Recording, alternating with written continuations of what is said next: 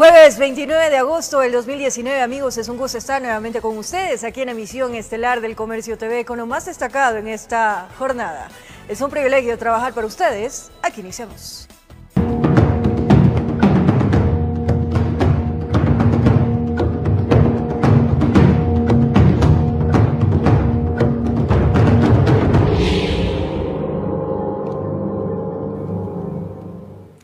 Hay preocupación en Colombia. Los exdisidentes de las FARC anunciaron que retomarán las armas. Varios exlíderes guerrilleros reaparecieron este jueves junto con otros jefes rebeldes que se apartaron del acuerdo de paz.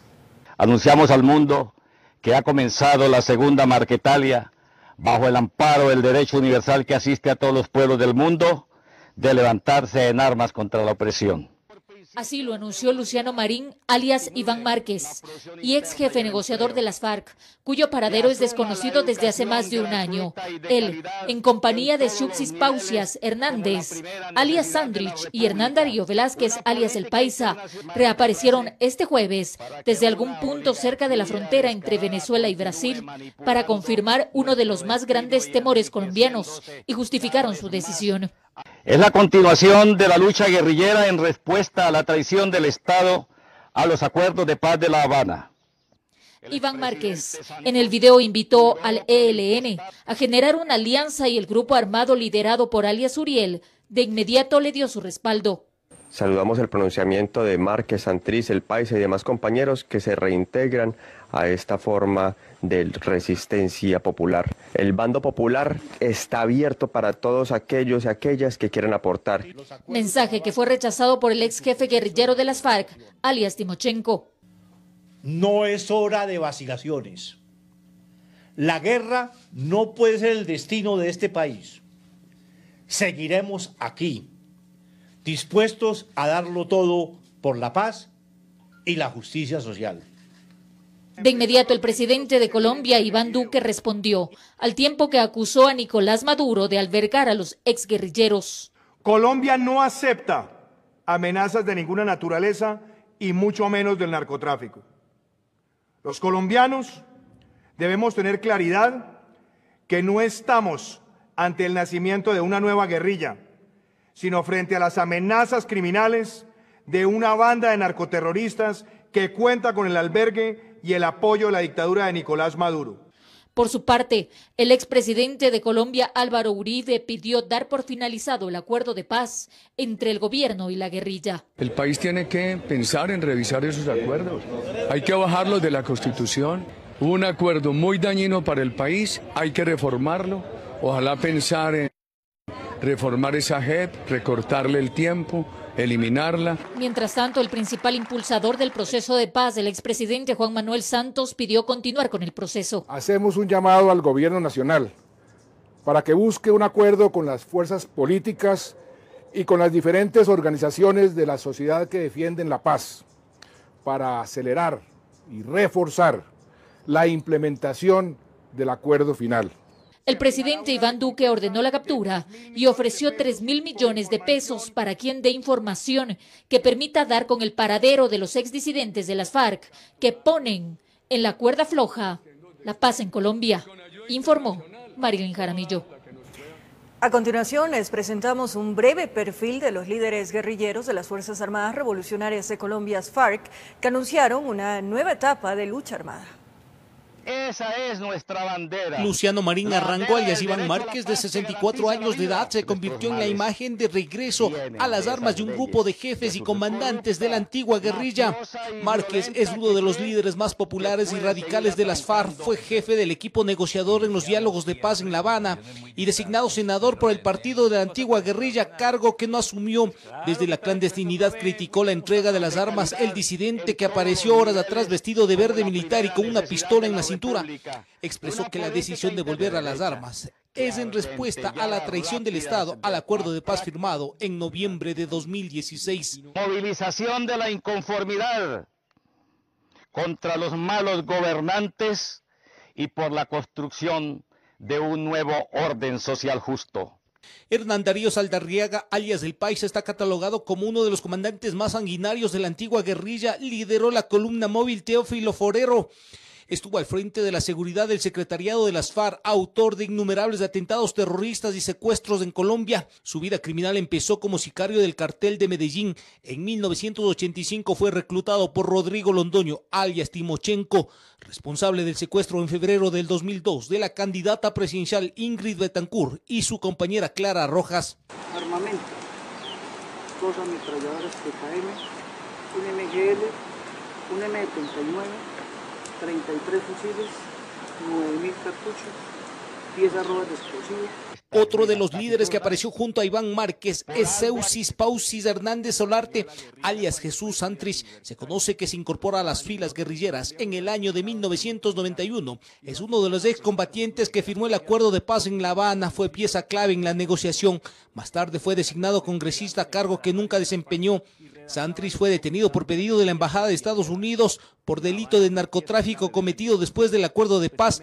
Gracias al fuero de corte que gozaba, recuperó su libertad y desapareció de la palestra. Ahora vuelve a la lucha armada y lo anunció desde el monte junto a su amigo de siempre, Iván Márquez. En Quito informó Iván Casamen. En Ecuador, las reacciones no se hicieron esperar. El presidente de la República, Lenín Moreno, lamentó profundamente el anuncio de las FARC y se solidarizó con Colombia.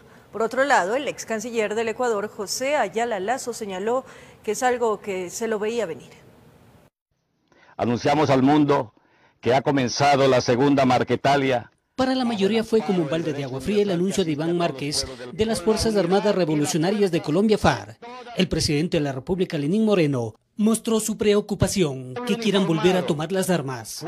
Lamentamos profundamente aquello y nos solidarizamos con Colombia, nos solidarizamos con su gobierno y con su pueblo e informamos que continuamos y continuaremos dando al proceso todo el apoyo, principalmente al proceso de paz que fue implementado en el país hermano. La paz siempre será el camino. El gobierno ecuatoriano es consciente que los días venideros no serán fáciles. Y estar atentos siempre, compañeros, ciudadanos, fuerzas militares, fuerzas policiales, a lo que podría derivar de esta decisión. Para José Ayala Lazo, ex canciller del Ecuador, es algo que se lo veía venir. No es solo un mal precedente, es una mala noticia para todo el mundo. Yo creo que el proceso de paz que fue tan laboriosamente elaborado y contra el cual por razones políticas internas se levantaron tantos líderes colombianos hasta el punto que el referéndum popular no lo aprobó, ese acuerdo de paz era lo mejor que se podía conseguir en un determinado momento. Lazo no cree que sea fácil determinar el por qué las FARC retomaron las armas y dejaron atrás un acuerdo de paz firmado en Habana en el 2016. Yo creo que el acuerdo de paz fue torpedeado de alguna manera por razones de política interna por algunos líderes colombianos, eso es indudable. Luego, ciertamente, era un acuerdo complicado, difícil, que suscitó por lo menos reacciones negativas del pueblo cuando vieron que excomandantes de la FARC pasaban a ser diputados colombianos. Lo cierto es que Ecuador se habría ganado un nuevo dolor de cabeza por el posible desplazamiento de colombianos que quieren huir de la guerrilla, sumado a la migración venezolana, que en estos momentos enfrentamos con una serie de inconvenientes, acotó. Lo mismo puede pasar con el caso de Colombia. Se crea un nuevo punto de desacuerdo, de sensibilidad nacional, y los efectos negativos de esta decisión de las FARC pueden llegar inclusive a poner en cuestión la amistad ecuatoriano-colombiana. Eso sería muy malo. Informó Héctor Romero. Para el excomandante del ejército Edison Narváez, el anuncio de alias Iván Márquez de la formación de una nueva guerrilla debe poner en alerta a las autoridades de turno en nuestro país. Señala que las Fuerzas Armadas deben activar todo su aparataje para reforzar los patrullajes.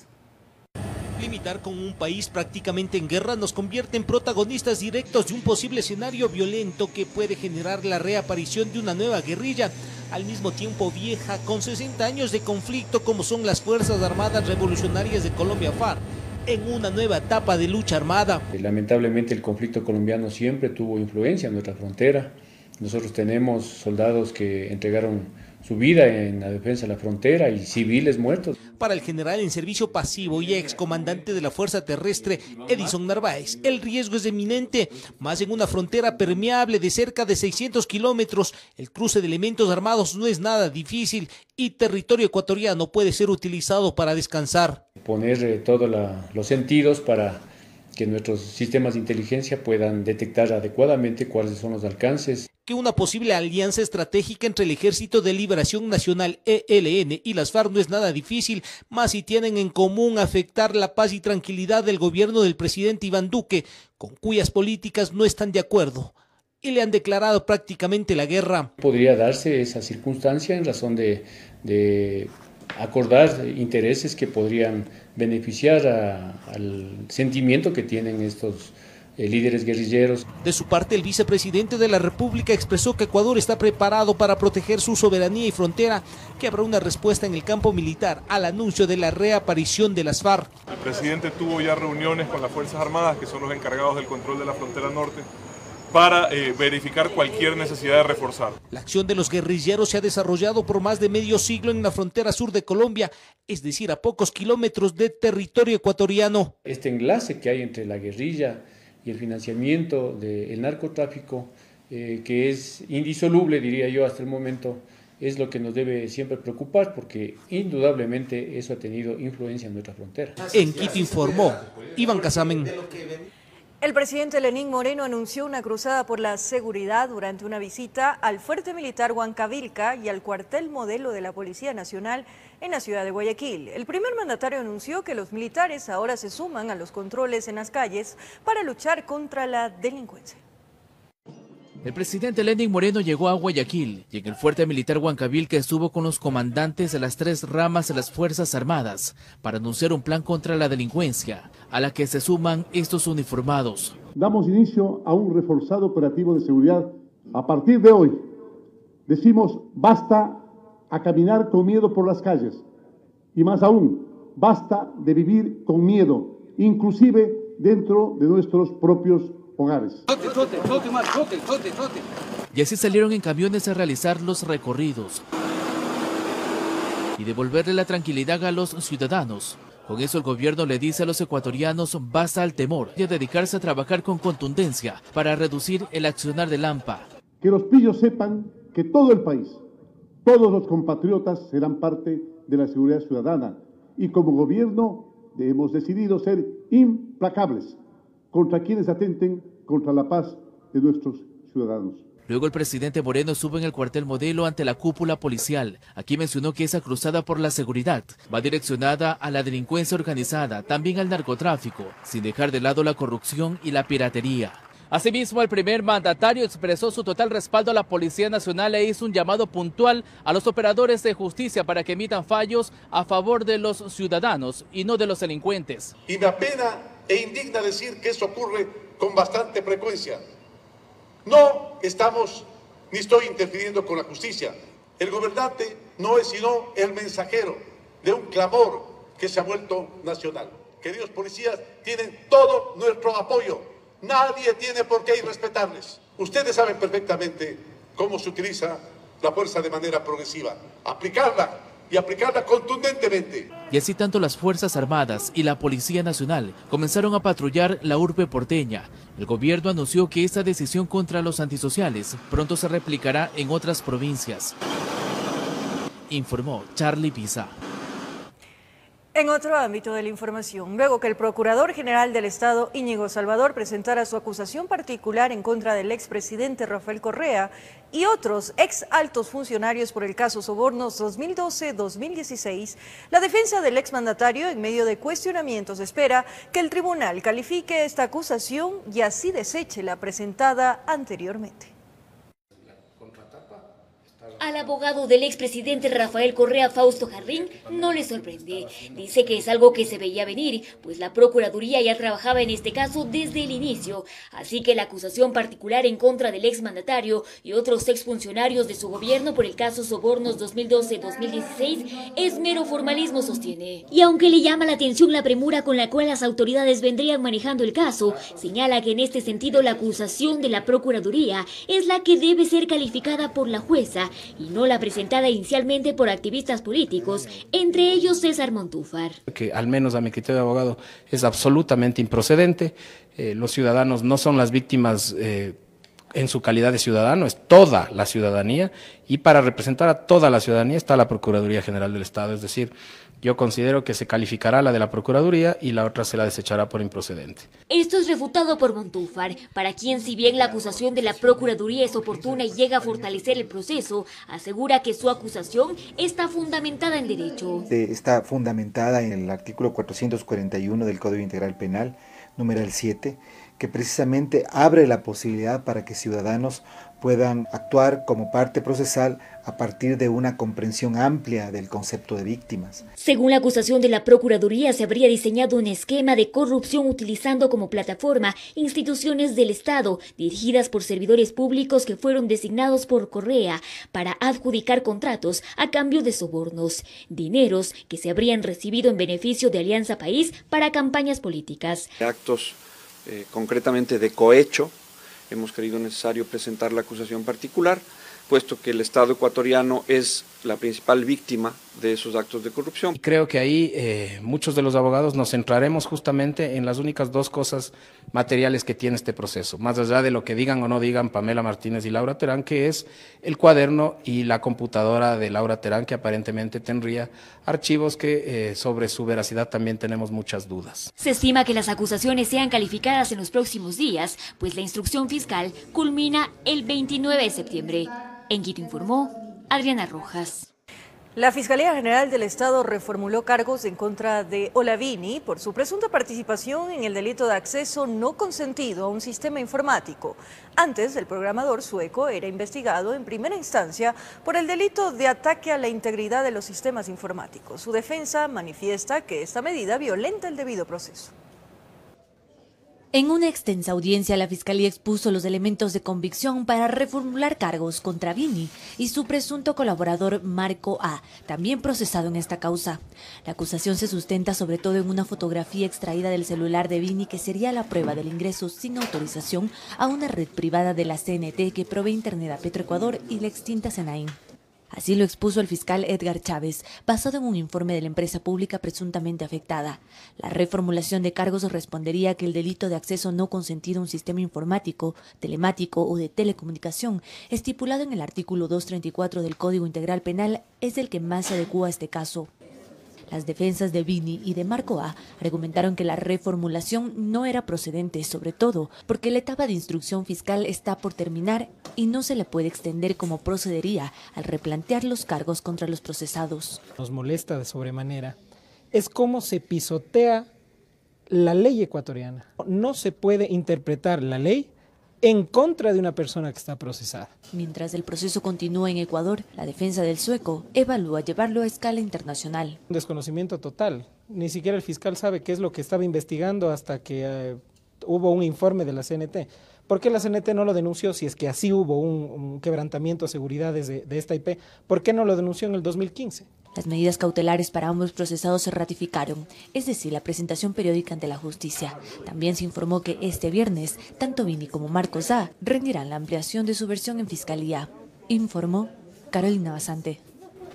Momento de nuestra primera pausa, amigos televidentes, aquí en emisión estelar del Comercio TV. Y al regresar, atención, el Consejo Nacional Electoral aprobó formularios para recolección de firmas para reformar parcialmente a la Constitución. Además, gremios de la educación particular del país rechazan el anuncio del presidente Moreno de dejar insubsistente cualquier incremento en matrículas y pensiones en los colegios privados. Los detalles en breves minutos. Gracias por seguir en nuestra sintonía. El Consejo Nacional Electoral aprobó la solicitud de formato de los formularios para la recolección de firmas que mediante referéndum se pretende reformar parcialmente la Constitución. Una de las propuestas es eliminar el Consejo de Participación Ciudadana y Control Social. La cuenta regresiva arrancó y desde este jueves corren los 180 días para la recolección de firmas, con la posibilidad de aumentar 90 más. Lo que corresponde una vez que el Pleno del Consejo Nacional Electoral aprueba esta solicitud, se procede a entregar la clave para el acceso a los formularios a los proponentes de esta iniciativa. Es parte de los requisitos para la propuesta de referéndum presentada por el Comité por la Reinstitucionalización Nacional, que con este mecanismo pretende eliminar al Consejo de Participación Ciudadana y Control Social, convertir al Legislativo en bicameral y dar independencia a la Fiscalía General del Estado. Ellos tendrán que cumplir con el requisito de sumar o tener la cantidad de 132.620 firmas. Estas deberán ser presentadas en Asamblea Nacional para aprobar el proyecto normativo de reforma parcial a la Constitución, el mismo que luego deberá ser enviado a la Corte Constitucional para su aprobación y finalmente al Consejo Nacional Electoral para que convoque a los ecuatorianos a las urnas. También el movimiento ahora obtuvo luz verde de la Corte Constitucional para un referéndum, pero este solo presentó la pregunta para la eliminación del Consejo de Participación Ciudadana, que se unan las dos iniciativas. Estaría fuera del alcance del máximo organismo electoral. No creo que sea problema del Consejo Electoral el que ellos se sumen o no. Es un problema político que tendrán que resolver esos dos organismos. Michael Laulestia del movimiento ahora lo ve muy probable. De haber la posibilidad de conversar con el Comité de Institucionalización Democrática, no tenemos problema en retirar nuestra propuesta y esta propuesta, si se puede, que es completa, la del comité, apoyarla y trabajar de forma conjunta con todas las organizaciones políticas y sociales que hemos conversado en el país en torno a esto. Para el consejero José Cabrera sería lo más adecuado y le ahorraría recursos económicos al Estado ecuatoriano, ya que cada consulta costaría alrededor de $40 millones. 80 millones. O sea, el país en este momento no está para ese costo, y tenemos que esperar de los organismos, sea Asamblea o Corte Constitucional, la situación está considerando también la parte económica del país. Por otro lado, en el CNE ya se ha puesto en marcha propuestas para mejorar el sistema informático, que ha recibido críticas desde la Contraloría General del Estado, informó Héctor Romero. Una agenda acopada le espera a la Asamblea Nacional una vez que retome sus actividades en el mes de septiembre. Está pendiente que el Ejecutivo remita importantes reformas como la tributaria y laboral. Este 30 de agosto termina la primera vacancia legislativa del año y el retorno se viene cargado de trabajo luego de los cabos sueltos dejados en la Asamblea. Juicios políticos, votaciones, tratamientos de reformas y sanciones son algunas de las tareas pendientes de los asambleístas. Para el analista político León Espinosa, la legislatura debe priorizar los temas sociales al empezar a trabajar. Yo veo la falta de cohesión política de los distintos grupos que un poco tomaron la batuta con la nueva presidencia de la Asamblea, ¿no? Entonces los distintos grupos se han atomizado con la agenda que ha estado planteada con otra visión, con otra perspectiva, ¿no? La votación del Código de Salud no logró pasar en 2 intentos, pero también está pendiente el Código Integral Penal que tiene informe para segundo debate. Pero en vilo también está el tratamiento a las reformas al Código de la Democracia, con las observaciones de la función electoral. La intención es tener el cuerpo legal aprobado un año antes para que se ejecuten las elecciones de 2021. Así es que tuviéramos una sesión en septiembre con una serie de comisiones generales para que las autoridades puedan hacer sus aportes y en base a ello pueda seguirse generando un debate en la Asamblea Nacional. Un punto crucial en la agenda legislativa será la aprobación de las reformas tributaria y laboral impulsadas desde el Ejecutivo. Esto es necesario para alcanzar las metas acordadas con el Fondo Monetario Internacional. Es un trabajo complejo porque no hay la suficiente fortaleza política para tratar de decir que este tipo de reformulaciones, este tipo de cuerpos legales no van a tener una reacción de la gente. Además, con el regreso del receso, se evaluarán las posibles sanciones a los legisladores de las comisiones que aún no se han reunido, informó Carolina Basante. Como lo anunciamos, los gremios de la educación particular del país rechazan el anuncio presidencial de dejar sin efecto cualquier incremento de matrículas y pensiones en los colegios privados. Tras el anuncio del presidente Lenín Moreno de dejar insubsistente cualquier aumento de matrículas y pensiones en colegios privados, los representantes de las federaciones de educación particular del país, frente a esta decisión, responden. Las instituciones educativas particulares no hemos realizado incrementos arbitrarios en los valores de matrículas y pensiones. Aseguran que la resolución de incremento fue emitida por el mismo organismo rector de educación. Fueron emitidas por parte del Ministerio de Educación las primeras semanas de julio, lo cual nos permitió empezar el periodo de matrículas y cumplir las obligaciones ofrecidas a la comunidad educativa en base a un presupuesto establecido. Montos económicos que sirven de inversión, sostienen.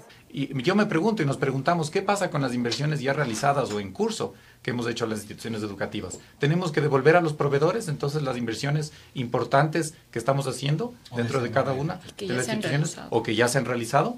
Entonces, esto sí, por supuesto, vulnera los derechos y vulnera la seguridad jurídica en nuestro caso. Por eso rechazan el anuncio presidencial a tan solo días del inicio de clases en el régimen Sierra Amazonía.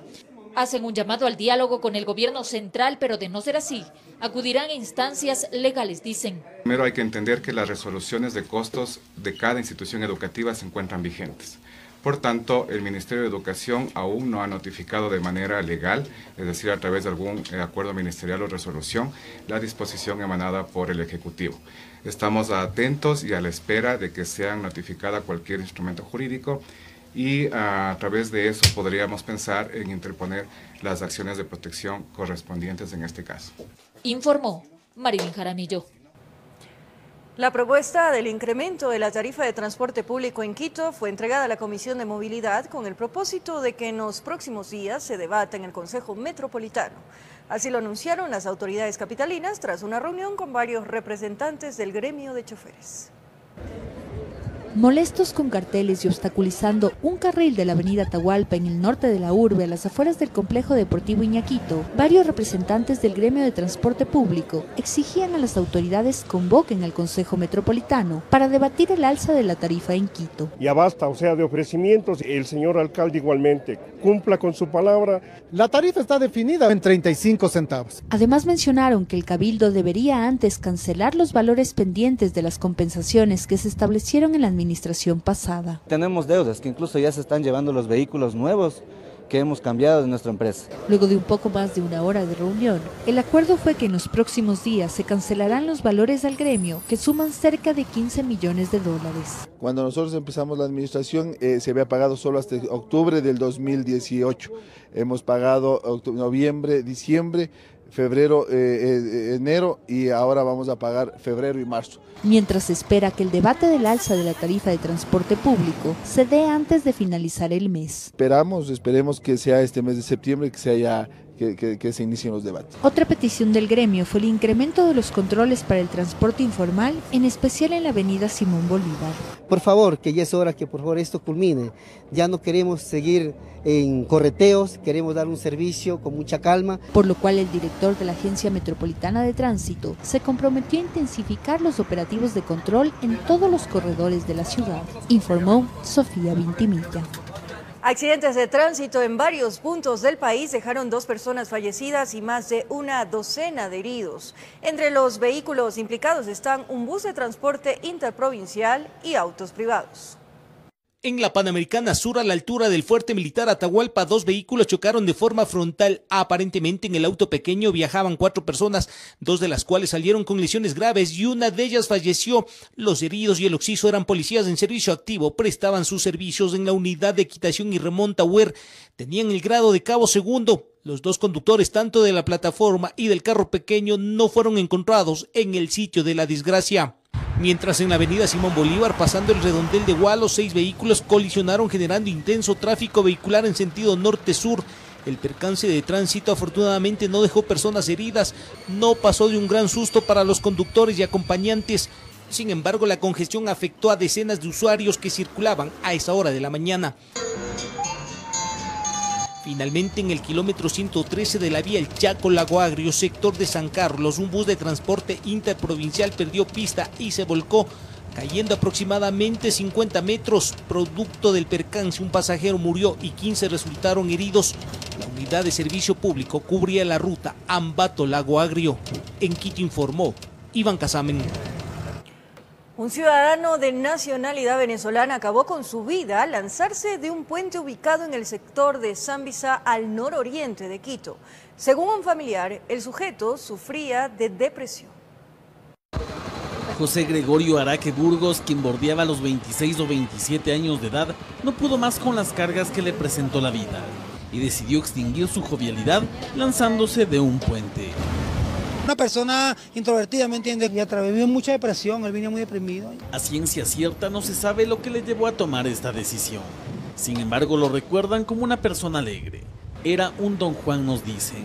Sí, bueno, era un romántico y tenía 11 hijos con muchas mujeres. Se conoce que Eloy Oxiso junto con su familiar venían desde Venezuela. Su decisión tomó por sorpresa a los acompañantes. Estaba adelantado, ¿me entiendes? Como 10 metros, 15 metros delante mío. Cuando en el momento que yo voy caminando, él se lanzó, se lo corrió y se lanzó al puente. Además de sus coterráneos, quienes pudieron ver la acción, dieron aviso a las autoridades. Personal del cuerpo de bomberos lograron recuperar el inerte cuerpo. Aproximadamente el descenso de unos 80 metros. Nos tomó aproximadamente 2 horas con la espera del personal de Policía Nacional para que realicen el levantamiento del cadáver. Junto con el cadáver se encontró las pocas pertenencias que llevaba consigo este migrante venezolano. Maletas y poca ropa se quedaron junto con los golpes propios de la caída. Mas como dicen los abuelos, la vida que es más, se fue a ese viaje donde no se puede regresar. El cadáver va a ser trasladado hasta el Departamento de Medicina Legal para que se realice la autopsia como corresponde a ley. De igual forma las pertenencias van a ser entregadas mediante cadena de custodia. Sabemos que hay familiares aquí. La muerte de este joven hoy enluta a esta familia de migrantes que llegó a Ecuador buscando mejores días. Hoy nos dice quien afirma ser su primo, no entender cómo los sueños también son pesadillas. Informó Javier Rosero. La intoxicación con monóxido de carbono es mortal. El más reciente caso se registró en el sur de Quito, en el que 5 ciudadanas venezolanas murieron. En la siguiente nota, los bomberos brindan algunas recomendaciones para prevenir las desgracias. Antes que nada debes saber que el monóxido de carbono se genera por algún daño en el sistema de calefón, en la cocina cuando deja preparando algún alimento y el agua se seca, así como al prender carbón para calentar el ambiente o perfumar la casa con palo santo y sahumerio. De no existir una ventilación adecuada, este reemplaza el oxígeno y las personas ni por enteradas que la vida está en riesgo. Este se produce principalmente cuando un equipo no está consumiendo muy bien el GLP, en el caso por ejemplo de lo que es calefones o cocinas o secadoras dañadas. La inobservancia de ciertas medidas de seguridad puede provocar eventos de alto riesgo. El monóxido de carbono es difícil detectarlo, no tiene color, olor, sabor y no produce irritación en los ojos ni la nariz. La persona lo único que siente es somnolencia, su cuerpo no se puede mover, no puede escapar y simplemente se queda dormido. El corazón también comienza a fallar, su sistema nervioso falla y la persona se queda simplemente dormida y no se vuelve a levantar nunca más. El monóxido es un gas que flota en el ambiente y su inhalación puede ocasionarle la muerte. Aquí algunas recomendaciones para prevenir intoxicación por monóxido de carbono. Evitar que equipos que consuman GLP estén dentro de la vivienda, no dejar abandonado ningún elemento que esté sobre cocinas, no prender absolutamente nada que genere fuego o humo dentro de la vivienda. En el caso de las ciudadanas venezolanas atrapadas por la muerte dulce, aparentemente se olvidaron de la olla que dejaron cocinando alimentos, se secó el agua, esto produjo monóxido de carbono. Las 5 mujeres fueron encontradas sin vida. Los cuerpos aún permanecen en el Departamento de Medicina Legal. Todavía es incierto si lograrán ser repatriadas. Dependerá del tema de recursos económicos. Tenemos que ver la manera de conseguir todos estos recursos para poder darle cristiana sepultura, para poder practicar una cremación o una repatriación. En el 2018 el Cuerpo de Bomberos atendió 32 eventos por monóxido de carbono con 2 personas fallecidas, mientras en lo que vamos del 2019, 36 emergencias con 10 muertos. En Quito informó Iván Casamen. Y la DINAPEN rescató a un menor de 4 años de edad luego de que su padre, quien no vive con ella, denunció que la pequeña era víctima de maltrato. El hecho ocurrió en el sector de Monte Sinaí, al noroeste de Guayaquil. El progenitor de la menor asegura que pedirá quedarse con su custodia.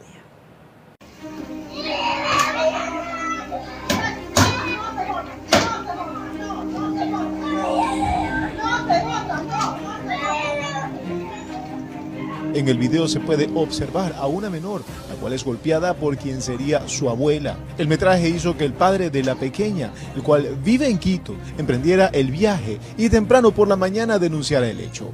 Este video fue proporcionado por un vecino de la zona. Asegura que no sabe el paradero de la madre, por eso llegó hasta Guayaquil para ayudar a su hija. Mi hija, es un dolor contar esto, ¿no? Pero quiero denunciar este acto de barbarie que tengo tengo evidencia de sobra. Y esto me llego a enterar por los vecinos, como les digo. Los vecinos que no quieren involucrarse, no quieren, porque la señora es muy violenta. La DINAPEN se puso en marcha y en cuestión de minutos llegaron hasta el hogar de la pequeña. Sin embargo, no había nadie en casa. Se profundizaron las investigaciones. La pequeña fue localizada en una unidad educativa en Monte Sinaí. Luego fue trasladada hasta el cuartel Modelo, en donde se le realizaron las valoraciones médicas respectivas. Fuerte fue la discusión luego de que se confrontaron las dos familias.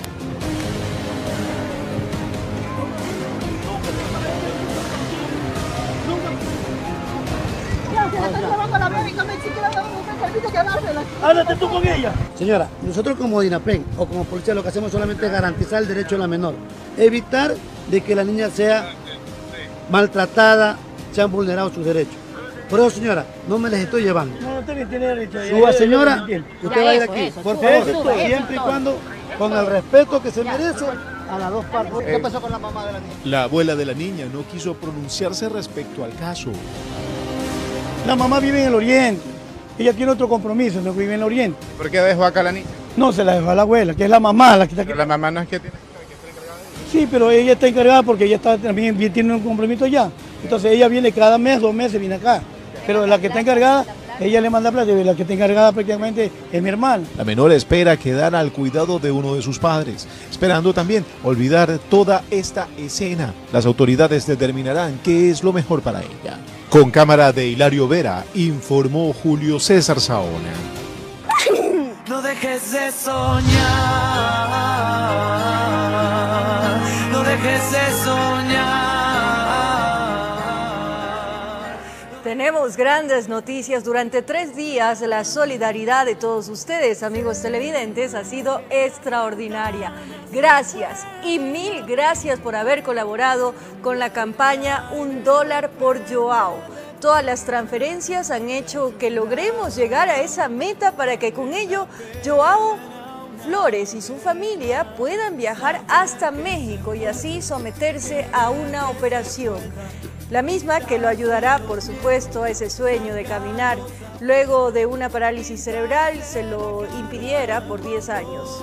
Sabíamos que podíamos confiar en sus corazones solidarios. Sabíamos que podíamos demostrar desde estas pantallas que los sueños se cumplen. Lo logramos. Gracias, amigos televidentes. 1000 gracias nuevamente a todos. Con esto nos vamos a una nueva pausa y al regresar